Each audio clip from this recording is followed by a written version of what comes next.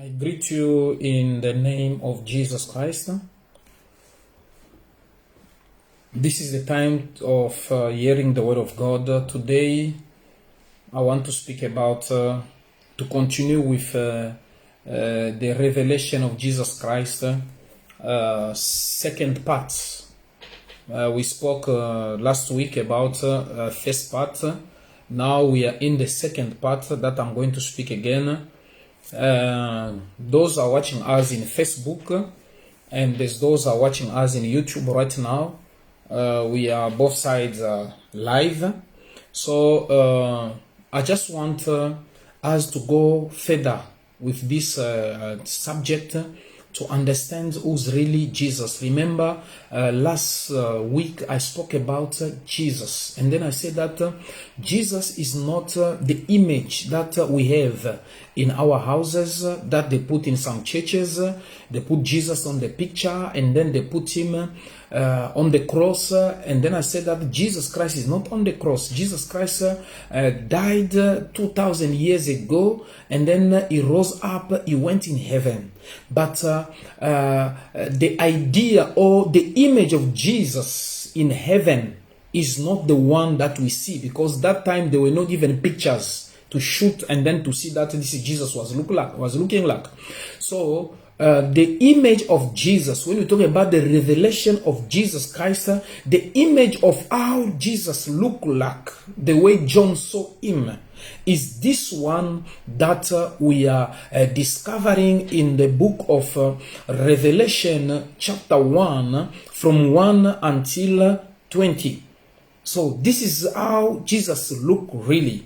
They is talking about, they say that the really Jesus, how John saw him, the Bible says that his eyes was like the flame of fire, and his hair was like a lamb, and was like a lamb, like a snow, white snow. And then in his face is like the sun. And they said that he had in his chest he had a belt of gold. They said that in his mouth, the voice that was coming in his mouth was like the sound of many waters. And then he said that his feet was like iron that they put in the fire. When the iron come, the way it was red. This is the revelation of Jesus. So many people, they have the revelation of Jesus, that Jesus they saw in the pictures, and then every time that they are busy praying, they find themselves before that Jesus praying. Sometimes God can answer you because you are in ignorance, but it's not that one. Jesus is spirit. Those who are praying him, they must pray in the spirit. So we are going to continue with our topic today. We are in chapter 1 of Revelation, chapter 1, verse 16 to 20. There we are going. This is John John that is revealing us who Jesus was looking like when he saw him. At that time, that's Revelation. So chapter 16 is saying that he had in his right hand 7 stars. 7 stars. These 7 stars symbolize the angels of the churches. But these 7 stars we understand when we're going to be at the last part of verse 20. 7 stars. Out of his mouth went out sharp 2-edged swords. The Bible is talking about the word of God is a sword of double sides, which means the word of God it have 2 sides. It can is touching the one who's preaching and the one that they are preaching. So he's using 2 sides. Is a sword. The sword is coming for judging. When you saw the sword, you saw the judgment. And then when you saw the sword, you see the war. When it's coming to separate. It's coming to divide. He said that I didn't come to unite it, but I came to divide. You know, to divide, why? Because you find sometimes we are believing in something, but when somebody receive Christ in his life, like his Savior and his Lord, and then you find in the family there is division. People say, no, that's we don't gonna believe to your God, we don't gonna believe to your Jesus. He came to bring division. He said that I came to separate, to bring division. So when the word of God is coming to cut, is coming to separate, is going, is touching the soul, the spirits. That's the word of God. That's the word of God. So is the soul of double edge.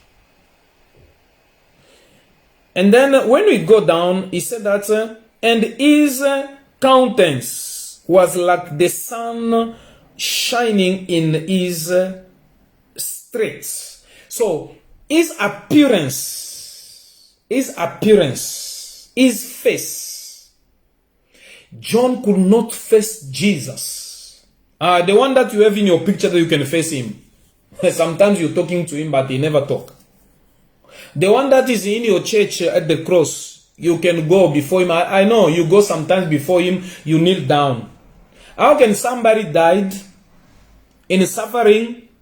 He's still crying for his. I'm not talking about the real Jesus. I'm talking about the Jesus that they put on the cross in the church. Is that Jesus? That means that Jesus is at the cross crying for his suffering. You come, you kneel down, you start to pray at him. When himself is suffering, never even finish. So when I'm talking about his sight, his appearance, his face look like the sun. You know, when it's in the noon, when it's like 12 during the day, when the sun is shining, you cannot look the sun like this. This is the way the appearance of Jesus was looking like. So Jesus, nobody could see Jesus and then face him.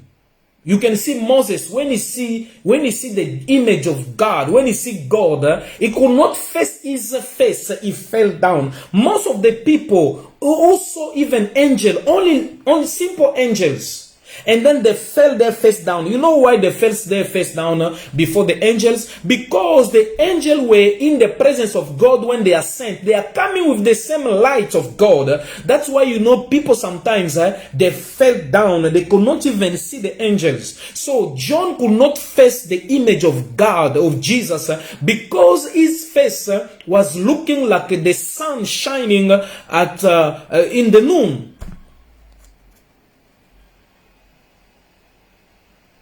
So that means the image of Jesus is not that image that you have in the picture in the house or in the church. No, it's not that one. John is telling us how Jesus looked like. So Christians need to be operated in their mind to remove, to do autopsy, to remove, to understand what is making them to represent Jesus in their mind is not the one that you represent in your mind. No, that is idolatry. The Bible says that you shall not represent my face or my presence with anything that is in heaven, on earth, under the sea, on the sea, because I, God, am a jealous God. So God is a jealous God. We will never represent God on anything because he's a jealous God. So if you do those stuff, you are doing idolatry. So yourself just know what you are doing. That one is not Jesus. That one in your house or in the picture that you see in the is not Jesus. It's not Jesus. It does not look like that. So John could not see him, could not face him. Even Apostle Paul, when he met him in the way of Damascus, he could not face him. The Bible says that he saw the light was shining. He fell his face down. He said, Lord, what can I do? He said, Paul, why are you destroying my church? He could not face it, and then he went blind from days. He went blind. So you cannot see God and survive. When you see Jesus, immediately you become blind spiritually for you. You become blind physically for you to become, you open your eyes spiritually. So when Apostle Paul become blind, he become blind according to the things of the world. That's why he said that all the things I'm seeing like the maids, but I see with interest the things of God. Once you see him, immediately it touch you, it touch your eyes. Your view of seeing things will change completely, automatically. You will change. I'm saying that those are watching us, we are in Instagram and the same time, we are in Facebook and the same time we are in YouTube. So immediately you change. That's why Apostle Paul changed the view. When he saw the light of Jesus, he became blind. So that blindness was to be blind on the things of this world. That's why he could not see the things of the world with interest. And when he saw the revelation of God, and then you can see in the Apostle Paul, all the letters that he wrote, you see there's a big difference between other people. Because he saw the revelations. He saw Jesus. He spoke to him. He never met Jesus physically like all apostles, but he saw him by the revelations. So when we go down in verse, in chapter 16 and 17, we are in 1:17. And when I saw him, I fell at his feet as dead. You know, when you see Jesus, immediately you cannot bear that light. You have to fail. You have to fall immediately to his feet. And immediately when you fell to his feet is the sign of showing him that you are bigger than me. When you go to the feet of somebody, that means you become lesser than him. You become slow. You become, what can I say then? You become small and then you become big. He fell down. So the problem that we have today, Christian, we cannot go down before Jesus. Christian, we don't go down, we don't fall down. No. Christian wanted to be like Jesus. They want to do everything like Jesus. No. Yes, we have to do things like Jesus, but we are not him. He is our master.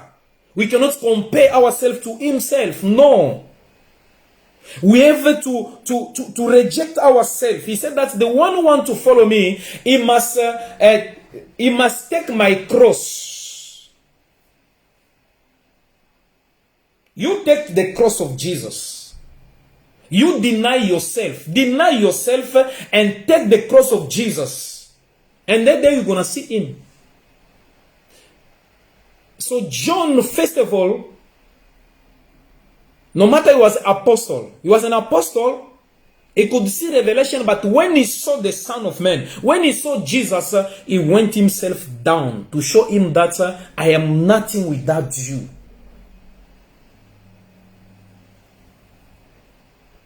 He laid his right hand on me, saying to me, do not be afraid. I am the first and the last.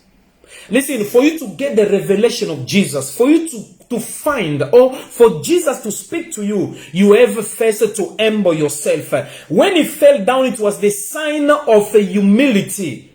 When you went down, is the sign of prayer. You cannot see Jesus when you are not a woman of prayer and a man of prayer. You have to pray, to seek him. It's the sign to show him that I am nothing before you. It's like we are punishing a child, or maybe you want to beat somebody, came just on knees. Immediately on his knee, immediately sometimes you change automatically leave the decision. So immediately, which attitude, you can say that me too, I used to kneel down every time I'm kneeling down before Jesus. With which attitude you are going before Jesus? With which attitude you are going before Jesus? Because we can kneel down, yes, but is your heart, your spiritual heart, going down on knees? You can be on knees physically, but your spiritual eyes, your spiritual heart, not on knees before Jesus. That's what the Bible says, that they are just speaking with their lips, but in their heart is empty. But when he went down on knees, Jesus touched him. Listen, if you want the touch of God, if you touch it, touch you immediately, you're gonna be transformed. If you want the touch of God, beloved in Jesus Christ, if you want the touch of God, learn how to submit yourself before God. Learn how to kneel down. Learn how to make yourself nobody and to make Jesus somebody in your life. Things will change. Things will change completely. I am he who lives and was dead, and behold, I am alive for everyone, forever. I'm alive forevermore. Amen. And I have the key of the heads and of dead. So he said that I am the first and the last one. I was dead and I'm alive. I have the keys of life and death. So for you to have that key of life and death, you need to have Jesus. You know, the sign to show that you have a life, you have the key of death and life. It's when you are a man of God or a woman of God, somebody was going to die, you pray for him immediately, he recovered. Or maybe somebody was sick and then you declare some words and something changed in his life. That is the key. He said to Peter that I'll give you the key. Whatever you bound on earth shall be bound in heaven. Whatever we lose in heaven shall be loosed on earth. Listen, when you have Jesus, you have a key. He is the master key. He is the master key. Do you have a key? Because you can just go up and down. You cannot even heal the simple fly. So just, no, I have a key. No. They say that we will see them by their works. So we are children of God. Jesus Christ is our master. We are his disciple. We need to do things like the way he was doing it. 19. Write the things which you have seen. Listen, write the things which you have seen. So these things was not only for the churches, those 7 churches of that time. No. These things was writing for that church and the church to come. Because these things, if it was not written today, we're not going to read these things. So, he said, write the things. He wrote the things. And the things which are and the things which will take place. So Jesus was giving him the revelation of the things that was in that time, and the things that was, and the things that was going to come. It's like the last time I spoke, I said that God can take you, he puts you in your future, and you live your future present. Which means God promised you. He said that I'll give you a house. Maybe you had a vision. You are seeing a vision. Maybe you are sleeping and then you dream. He will see you the house. You see the house, the color of the house and everything. But the day that that revelation will be fulfilled, you will see the same house and the same thing. So that means God took you. He put you in the future, but you live the future present. God never speak to somebody in the past, in past. No, God speak to us in the present. Everything that God showed us, He showed us in the present. Even if it's gonna come 10 years after, but He take us, He put us in that 10 years. We see it in present. We see it in the present. And then we come to say, oh, I saw it like this. No, it was like that. So, the rapture that we're going to live, the rapture that we're going to experience, John was taken, and then Jesus put him, John. He was taken, and then he was in the present. He saw it presently. He saw it was in the present. That's why he was telling us the things that was going to happen. So John is telling us the things like he is present. He was present there 2,000 years ago, but God took him it was in the future, but he put him in the present. He started to show us the things, how it was happening. This is the way God is speaking. When God telling you something, He's not going to tell you that, no, you will take it, He put you in the present, you leave it, and then you remain with the promise. You say, no, this is the promise of God. God showed me. But He showed you, but you left, you did leave that thing in the present. So, these things, because many people are saying that the 7 churches, or the things of 7 churches was only for those church of Isaac. No! It was for those 7 churches in that time, and for this time, because the church remained the church of God. There is no church that was there and then, no, it's still the same church until today. The same Spirit of God that was operating in that churches, those churches is the same Spirit of God that is still operating even today. Because when we're going to start to speak about these 7 churches, we understand that the same things that was happening in the church of Laodicea is the same things that are happening in the churches today. The same things that was happening in the church of rich areas is the same things that are happening in the rich area churches today. The same churches the same things that were happening in the churches of the people who were living persecution is the same churches, the same things that are happening today of the people that are in the places that they are persecuting them for the church. So that's why he said that I wrote these things for now, those in the present, and for what's still going to come. That's why they say this is the book of prophecy. Yes.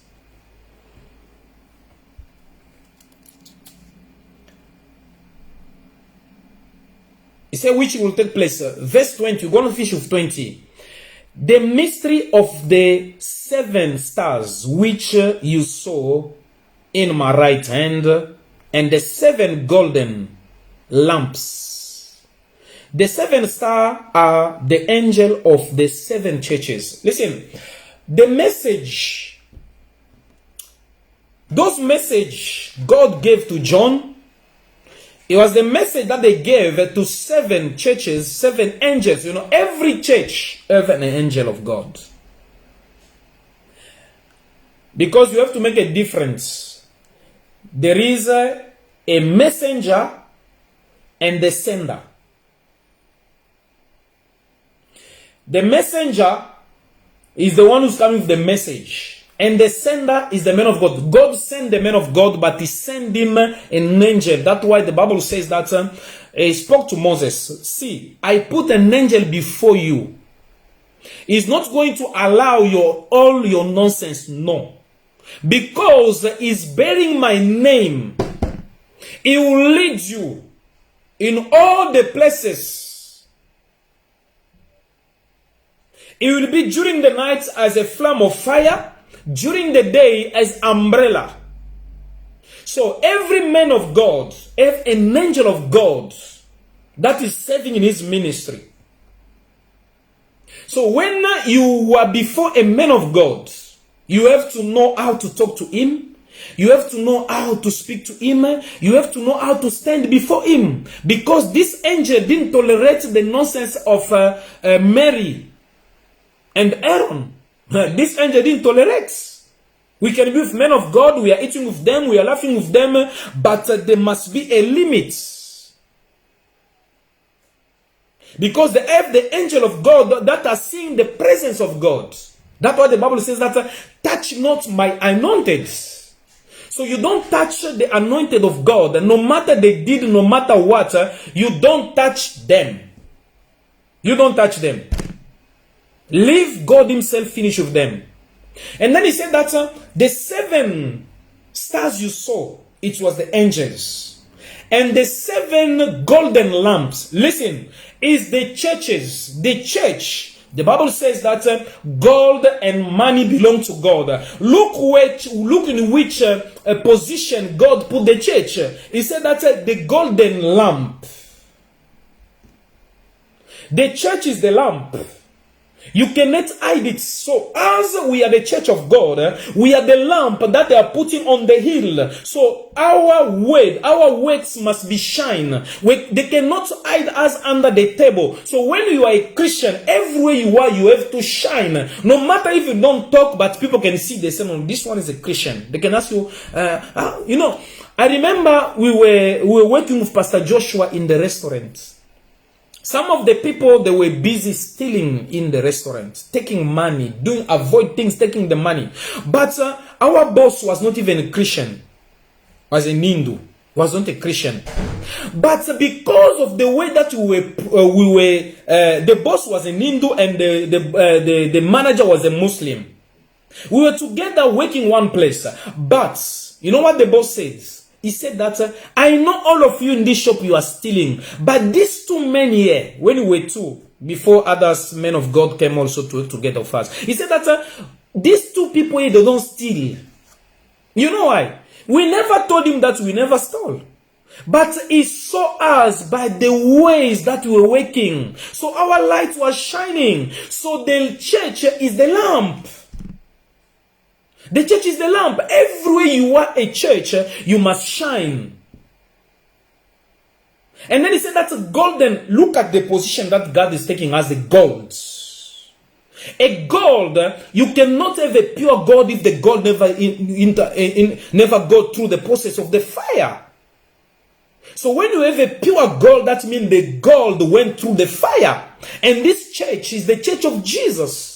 For Jesus to save this church, he went through process of dying, of suffering, for us to become in this stage. So that's why the church will never play with the church. He said that you are Peter on this rock, I'll build up my church. The work of darkness shall not prevail. So that the church is more important before God. Never play with the church. No matter if there are 2 people, 3 people, never play with the church. Never touch the church. Because it's a mystery. It's talking about the mystery of the 7 angels, of the 7 stars, and the 7 golden lamp. Or 7 golden lamp. Golds. Every time. Look at the house of Solomon. Even the spoon and fork was in gold. Look, the church that he built for God was on gold. So gold is something that's they are precious before God. Sometimes God speak about diamond, stuff like that, topaz, but they are talking about gold. Gold is mentioned in the Bible many times. It's to show that gold, most of the champion in the world, you want gold, they've got belts. Those belts they have, those belts are in gold. It's to show that gold are very important. Before God, we are gold. Before God, we are precious. Before God, that's why the church always go through persecution. That's why the church always go through trouble. So let me tell you something. The revelation of Jesus that we are talking about right now, for me to conclude, it's Jesus that we are talking is not the one that is in your house at the wall in the picture. No. Jesus that we are talking is not the one that is in your church that they put the image on the cross. No, it's not that one. That one never talk. That one is not even Jesus. That one is a simple picture. Because that time there were no picture to shoot. There were no people shooting. So I think here you can understand the revelation of Jesus. This Jesus is not looking like that one, but his eyes, it's like a flame of fire. In his mouth, the voice was sounding like many waters. And his face was like a sun when it's shining straight. And look his feet. Like the iron that they are bringing out from the fire. This is that Jesus that you are talking like. That's why many people are doing deliverance, or maybe we are doing exorcism. We call it about deliverance. When a demon is about to go, when you just look the demon, you say, open your eyes, look at my eyes. You can cry, say, I see fire. No, it's the image of Christ in us. By the name of Jesus, Jesus. When you call that name, demons, when they see that you call that name, no, they don't see the name, they see Jesus. The one that you cannot see with your eyes and survive is the one that they are running from. They are running away from. So this afternoon or this morning, it depends on the place that you are watching us from. For this thing that I'm talking right now, for them to make senses, you need to be in the same spirit with us. Maybe you never receive Christ as your personal Savior and your Lord. These things will never make sense in your life. So this is the time to join us. If you like this video, please share this video. To share the video is not that because we need more viewers. No. To share the video or to like the video, it's because the policy of YouTube, the more you like the video, the more you share them, and then YouTube have that system that there's a system that other people can see the video. But if you don't like it, you don't share it, the video, not more people gonna see the video. So if you like it and then you are blessed, share it. But let me tell you something. If you never received Christ as your Savior and your Lord in your life, I want you to repeat this prayer after me. He loves you too much. We don't have more time. He can come tonight. He can come when I finish to speak right now. He can come tomorrow. He's coming soon. Look at what we are going through today in the world. It's showing us that we are at the end of the time. So right now, I want you to repeat this prayer if you are blessed. Lord Jesus, I believe in my heart that you are the Son of God, that you died to the cross of Calvary for my sin, and God raised you from the dead, and you went in heaven, sitting to the right hand of God, right side of God. Today, I receive you in my life as my personal Savior and my Lord. I repent from my sins. Thank you for saving me. Thank you because I'm a child of God. Thank you because my name is written in the book of life. Thank you, Lord, for saving me in Jesus' name. Beloved, if you repeat this prayer, know that you are a born-again Christian. The Bible says that a person in Christ is a new creation. All things are passed away and everything become new. So before you repeat this prayer, that's what we just pray right now. All the sin that you have done before, they are gone. Maybe it was abortion. Maybe it was killing. Maybe it was I don't know which kind of sin that was in your mind every time you were just crying about it. But after repeating this prayer, let me tell you that you are new creation. The Bible says that those who received him, he gave them the power. Listen, the power to be called children of God. Born not with flesh and blood, but in the spirit. No matter what you did yesterday, people can see you, they're still condemning you, but before Jesus, when people are condemning us, Jesus be sympathizing with us. God bless you. I just want to pray for you. Lord Jesus, we thank you tonight, this morning, or this afternoon, for my brother and my sisters, and for those who are going to listen this video. Lord, thank you for those who received you as their personal Savior and their Lord. My prayer today, it's you to save them. It's you to heal them. It's you to give them solution to their problems. Father God, I thank you because their names are written in the book of life. I thank you, Lord Jesus, because they are new creations. I thank you, Lord Jesus, because there is no condemnation in their life. Thank you, Jesus. My prayer is you to guide them, protect them against sickness and disease, against evil, in the name of Jesus. We thank you, Almighty God, because they are safe and they are protected. In Jesus' name we pray. Amen. God bless you. Until we meet again next time. When we're going to come for the next video, we're going to come with the same video, but in French. God bless you. Until next time.